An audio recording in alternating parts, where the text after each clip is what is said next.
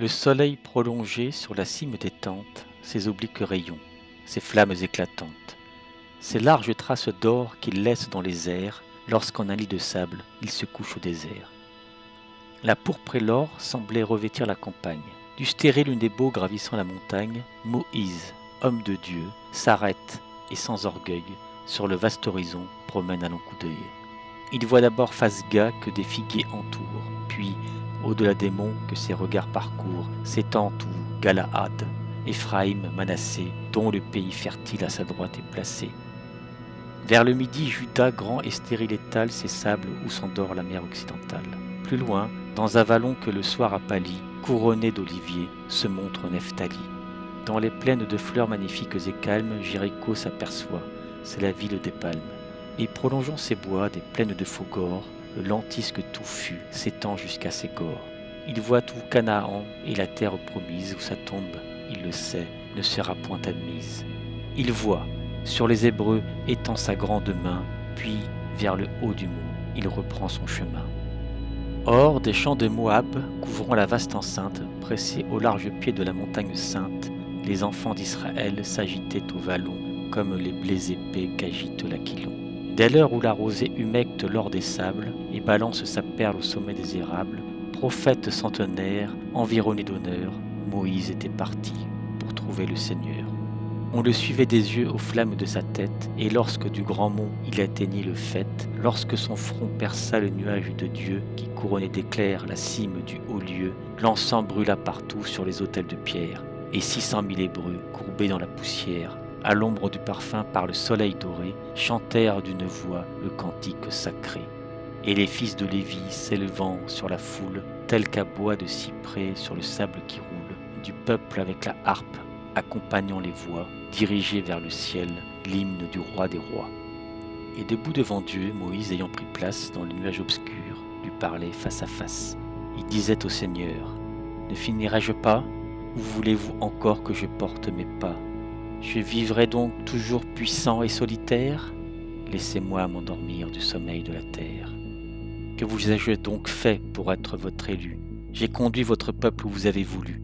Voilà que son pied touche à la terre promise, de vous à lui qu'un autre accepte l'entremise, au coursier d'Israël qu'il attache le frein.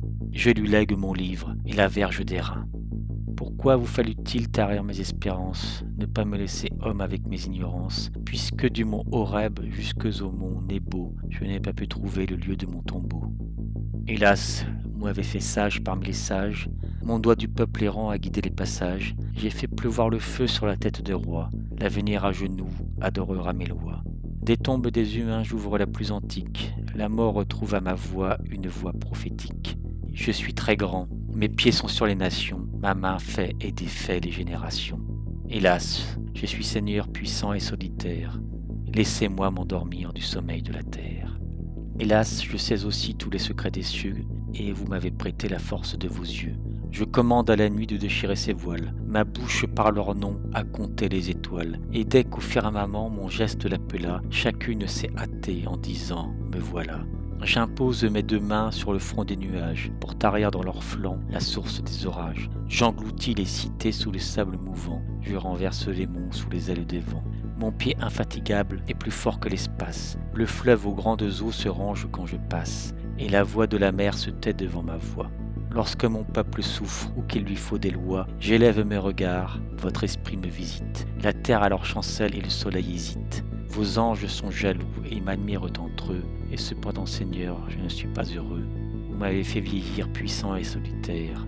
Laissez-moi m'endormir du sommeil de la terre. Sitôt que votre souffle a rempli le berger, les hommes se sont dit, ils nous est étrangers.